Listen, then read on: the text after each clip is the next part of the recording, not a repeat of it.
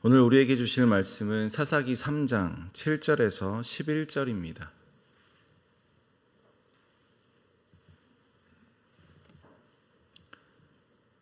사사기 3장 7절에서 11절 말씀을 교독하겠습니다. 이스라엘 자손이 여호와의 목전에 악을 행하여 자기들의 하나님 여호와를 잊어버리고 바알들과 아세라들을 섬긴지라. 여호와께서 이스라엘에게 진노하사 그들을 메소보다미아 왕 구산 리사다임의 손에 파셨으므로 이스라엘 자손이 구산 리사다임을 8년 동안 섬겼더니 이스라엘 자손이 여호와께 부르짖음에 여호와께서 이스라엘 자손을 위하여 한 구원자를 세워 그들을 구원하게 하시니 그는 곧 갈렙의 아우 그나스의 아들 온니엘이라. 여호와의 영이 그에게 임하셨으므로 그가 이스라엘의 사사가 되어 나가서 싸울 때에 여호와께서 메소보다미아 왕 구산 리사다임을 그의 손에 넘겨주심에 온니엘이 손이 이기니라. 함께 읽습니다. 그 땅이 평온한 지 40년에 그나스의 아들 온니엘이 죽었더라. 아멘.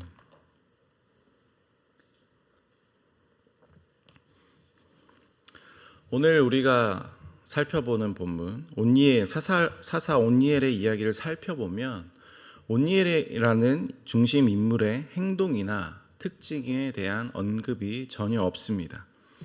그저 갈렙의 아우 그나스의 아들이라는 것이 전부입니다.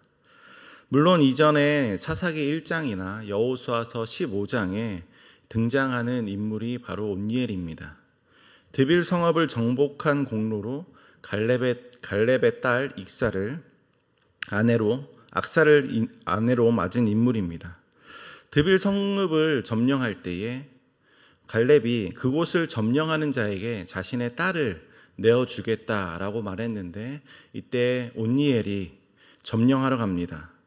이것을 볼 때에 온니엘은 아마 용기 있는 자라고 생각할 수 있습니다. 왜냐하면 용기 있는 자가 미인을 얻기 때문이죠. 그런데 오늘 본문에서는 그저 갈렙의 아우 그나스의 아들이라는 내용이 전부이고 어떻게 대적을 상대하는지 실제로 어떻게 이스라엘이 당한 그 압제에서 구원을 했는지에 대한 내용이 없습니다. 구체적인 내용은 등장하지 않지만 그저 구산 리사다임 왕의 손에서 이스라엘 백성을 구원한 최초의 사사라는 것만 등장합니다. 구체적인 이야기가 등장하지 않음에도 불구하고 이 이야기가 중요한 이유는 앞으로에 등장하는 사사들의 이야기를 이끌고 가는 역할을 하고 있기 때문입니다. 이 이야기가 하나의 틀 혹은 공식처럼 여겨져서 온니엘의 이야기는 하나의 본보기와 같은 샘플 그런 역할을 하고 있습니다. 패턴을 살펴보면 이스라엘 자손이 여호와께 악행을 저지릅니다. 우상 숭배를 하면서 여호와를 버리게 되는데 그때 여호와께서 이스라엘 백성들을 향하여 진노하십니다. 또 이스라엘 백성을 이방에게 파시고 그들을 그곳에서 하나님께 부르짖습니다. 이스라엘 백성이 부르짖을 때 그때 하나님은 구원자를 세우시고 그는 구원자는 사사가 됩니다. 사사가 이기고 그 땅에 평화가 찾아오고 그리고 사사가 죽었다라는 이야기의 패턴으로 이야기가 끝납니다. 이러한 패턴이 앞으로도 계속 반복되는데 온니엘의 이야기를 기준으로 비교해서 살펴보면 앞으로 우리가 살펴보는 사사의 이야기들을 더욱 풍성하게 이해할 수 있습니다. 오늘 본문으로 들어가 오늘 본문을 통해 우리에게 주시는 그 메시지, 하나님의 말씀이 무엇인지 한번 살펴보겠습니다. 7절을 보면 이스라엘 자손이 여호와의 목전에 악을 행하여 자기들의 하나님 여호와를 잊어버리고 바알들과 아세라들을 섬긴지라. 이스라엘 자손이 여호와의 목전에서 악을 행합니다. 사사기의 모든 이야기는 이렇게 이스라엘이 여호와께 악을 행하는 것으로 시작됩니다. 사사기의 시작은 이렇게 시작했습니다. 여호수아가 죽은 후에 사사기의 이야기는 여호수아가 죽은 이후의 이야기를 다루는데 무엇이든지 처음이 중요한데 사사기의 첫 메시지는 여호수아가 죽었다라고 말합니다. 이것은 앞서서 여호수아가 고백했던 오직 나와 내 집은 여호와를 섬기겠노라라고 말했던 그 신앙이 사라진 때를 의미합니다. 그래서 단순히 여호수아가 죽은 이후의 내용을 말하는 것이 아니라 여호수아가 고백했던 오직 여호와만을 섬기겠다라고 했던 그 신앙이 죽은 세대의 이야기들을 말해주고 있는 것이죠. 여호와의 목전에 악을 행하는 것이란 하나님 여호와를 잊어버리고 우상을 섬기는 일입니다. 여호와를 섬기지 않고 우상을 섬기는 일을 행합니다. 이들에게 우상은 삶과 아주 밀접하게 연관되어 있는 신들입니다. 바알과 아세라는 가나안 땅의 풍요와 다산을 상징하는 신들입니다. 가나안 사람들은 오랫동안 그 땅에서 농사를 지었기 때문에 광야에 40년 동안 떠돌아다녔던 이 이스라엘 민족보다는 분명히 농사의 소출이 많았을 겁니다. 다시 말해 이스라엘 자손과 비교해서 가나안 사람들이 오히려 더 풍요롭게 살았을 가능성이 더 크다는 거죠. 그래서 이스라엘은 가나안 사람들이 섬기는 신들에게 더 매력을 느꼈을 것이고 자연스럽게 가나안 사람들의 삶의 문화를 쫓아 살아갔을 겁니다. 가나안 사람들의 문화를 따라가는 이스라엘 백성은 결국 여호와를 잊어버리고 가나안 신들을 섬기는 결과를 행하게 됩니다. 그래서 그들이 여호와를 잊어버리고 바알과 아세라 신들을 섬겼다는 것은 단순하게 여호와 하나님을 잊어버려서 바알과 아세라를 섬겼다라는 뜻이 아닙니다. 그들이 가장 중요하게 생각하는 것은 하나님을 섬기는 일보다 자신의 삶을 더욱더 윤택하게 할 수 있는 삶의 모습을 따라갔음을 의미합니다. 하나님을 섬기는 것보다 내 삶이 더 중요하고 내 삶이 더 풍요로워지는 것을 더 중요한 가치로 여기는 것. 다시 말해 내 삶이 성공한 인생이길 바라고 내 삶이 다른 사람과 비교해서 더욱더 안정되길 바라는 삶을 추구했다라는 뜻입니다. 사람은 누구나 안정된 삶을 살길 원합니다. 그런데 그 안정을 우리가 어디에서 찾는지에 따라 우리의 삶의 방향이, 삶의 모습이 완전히 다르게 나타납니다. 만약 이스라엘이 여호와를 알았더라면 이스라엘에게 가나안 땅을 허락하신 분이 바로 하나님이시라는 것을 그들이 알았더라면 그들은 바알과 아세라 신을 섬기지 않았을 겁니다. 그러나 그들은 여호와 하나님을 잊어버렸습니다. 여호와를 잊어버리고 악을 행하는, 다시 말해 자신의 삶이 가장 중요하다라고 생각하는 그 백성을 향하여 하나님은 진노하십니다. 하나님께서 진노하신 이유는 바로 하나님께서 언약에 신실하시기 때문입니다. 이전에 모세를 통하여 이스라엘 백성에게 하나님은 이렇게 말씀하셨습니다. 신명기 8장 18절에 보면 내 하나님 여호와를 기억하라. 그가 내 재물을 얻을 능력을 주셨음이라. 이같이 하심은 내 조상들에게 행하신 언약을 오늘과 같이 이루려 하심이니라. 내가 만일 내 하나님 여호와를 잊어버리고 다른 신들을 따라 그들을 섬기며 그들에게 절하면 내가 너희에게 증거하노니 너희가 반드시 멸망할 것이라. 하나님께서는 조상들에게 맹세하신 언약을 따라 이스라엘 자손들에게 약속의 땅을 주셨습니다. 그런데 만약 그들이 여호와를 잊어버리고 다른 신들을 섬기면 반드시 멸망할 것이라고 하나님께서는 말씀하셨습니다. 그러므로 그들은 여호와를 버린 대가로 그들은 애굽의 노예가 되었던 것처럼 다시 이방인의 손에 의해서 그들의 압제를 당합니다. 오늘 본문 8절을 보면 여호와께서 이스라엘에게 진노하사 그들을 메소보다미아 왕 구산 리사다임의 손에 파셨으므로 이스라엘 자손이 구산 리사다임을 8년 동안 섬겼더니, 하나님께서는 진노하셔서 이스라엘 백성을 구산 왕 리사다임에게 파셨습니다.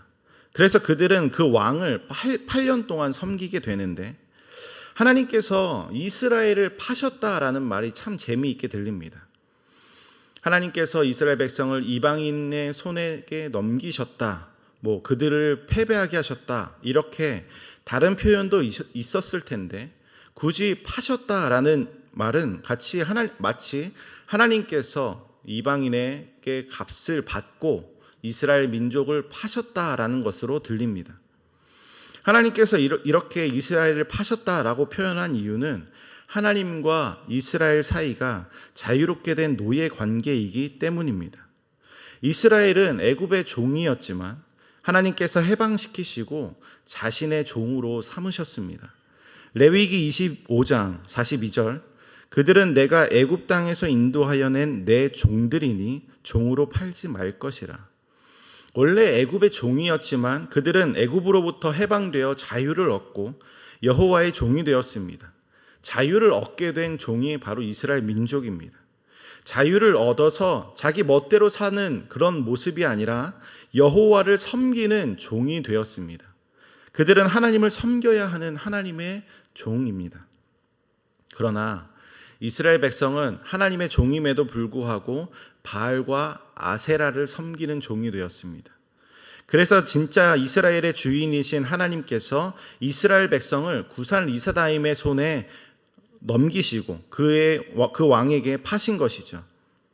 당시의 노예 매매가 일상적이었던 당시의 문화를 생각해 보면 아주 쉽게 이해할 수 있는 표현입니다.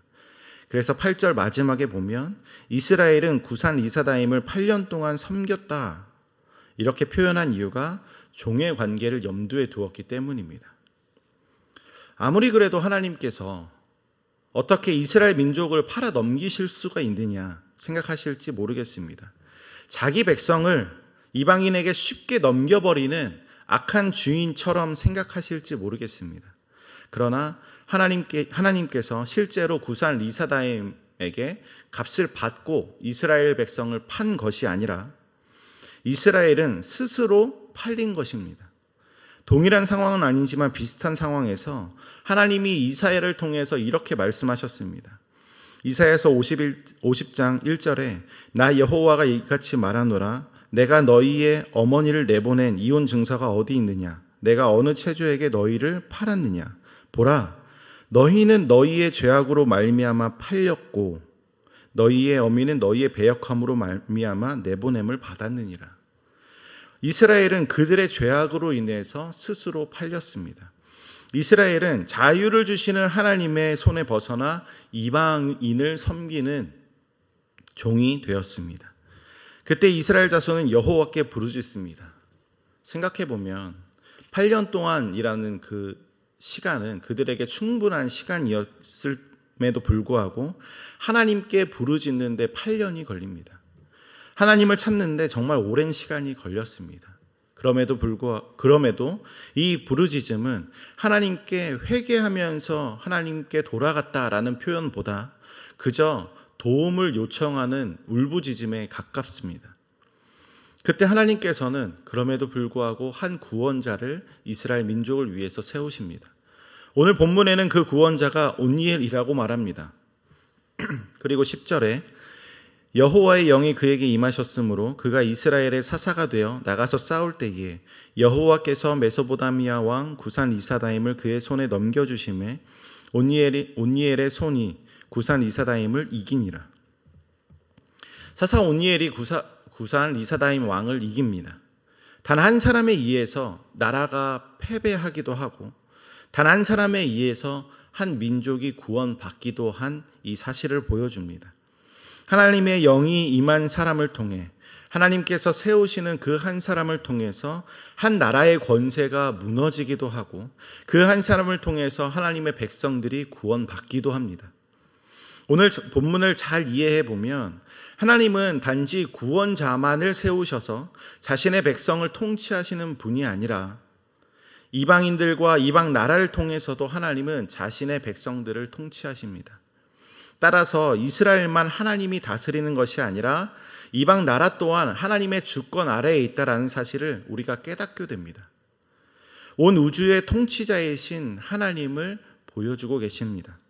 따라서 오늘 우리가 생각하는 신앙이 나를 구원하시는 하나님만 생각할 것이 아니라 오늘 나를 구원하시는 하나님이 단순히 구원자 하나님이실 뿐만이 아니라 이 세상을 통치하고 다스리시는 분이시기 때문에 나를 구원하실 수 있는 것이다 라고 깨달을 필요가 있습니다. 나를 구원하실 수도 있는 분이 아니라 반드시 나를 구원하시는 분이라는 사실을 깨달으셔야 됩니다. 그러면 아무리 가나안 민족이 더 풍요롭게 살아가고 있는 모습을 보고 있더라도 그들의 신에게 기웃거리지 않고 그들의 문화를 따르지 않으며 오직 하나님만을 섬길 수 있습니다. 하나님은 단순히 이스라엘에게 전쟁의 승리를 가져다주는 전쟁의 신이 아니라 적과 꿀이 흐르는 땅으로 인도해 주시는 단순히 선물을 주시는 분이 아니라 그 땅을 다스리시고 이른 비와 늦은 비로 그들에게 필요한 것을 때에 맞게 주시는 이 세상의 통치자이시기 때문입니다. 하나님은 전쟁의 신이 아니라 이 세상을 다스리시는 분이라는 것을 단순히 애굽의 노예에서 벗어나게 하시는 분이 아니라 이 세상의 통치자라는 사실을 깨달을 때에 우리는 이 세상을 따라 섬기는 것이 아니라 이 세상을 다스리시는 그 하나님을 쫓아 살아갈 수 있습니다. 오늘 본문에서 하나님을 잊고 악을 행하는 이스라엘에게 하나님께서는 진노를 하셨지만 하나님은 그들의 부르짖음에 응답하셨습니다. 회개와 같은 돌이킴은 아니었지만 그들의 울부짖음에 하나님은 반응하시고 그들에게 한 구원자를 주셨습니다. 11절에 보면 사사가 살아있는 동안 그 땅이 평온했다라고 말합니다. 한 구원자를 통해서 그 땅에 평화가 찾아옵니다. 우리의 삶을 평온하게 하는 것은 바알과 아세라가 아님을 기억합시다. 오직 하나님께 구원이 있으며 하나님만이 우리에게 참 평온을 허락해 주신다는 사실을 기억합시다. 그리고 우리에게 영원한 구원자, 영원히 죽지 않으시고 영원한 평안과 평화를 허락하시는 예수가 우리의 영원한 구원자로 세워졌음을 다시 한번 기억하는 시간이 되길 원합니다. 그 예수는 우리에게 구원을 주시는 분으로 끝나는 것이 아니라 이 세상을 다스리시고 우리의 삶을 다스리시는 온 우주의 통치자라는 사실을 기억하고 이 세상의 가치들에 우리가 기웃거리지 않고 우리의 삶을 다스리시는 온 우주의 통치자이심을 기억하며 우리의 안정을 세상의 방식과 문화 속에서 찾지 않고 우리에게 참된 평화와 안식을 주시는 예수 그리스도 안에서 우리의 삶의 안정을 찾을 수 있는 하나님의 자녀 되길 간절히 원합니다. 함께 기도하겠습니다. 하나님, 우리가 세상을 살아갈 때에 이 세상의 문화와 이 세상의 가치를 따라서 살아가는 모습을 우리가 발견하게 됩니다. 그 모습이 단순히 하나님을 섬기면서도 우리가 세상을 따라가는 모습이 아니라 여호와 앞에 악을 행하며 여호와 하나님을 버리며 여호와 하나님을 섬기지 않은 우리의 모습을 발견하는 겁니다.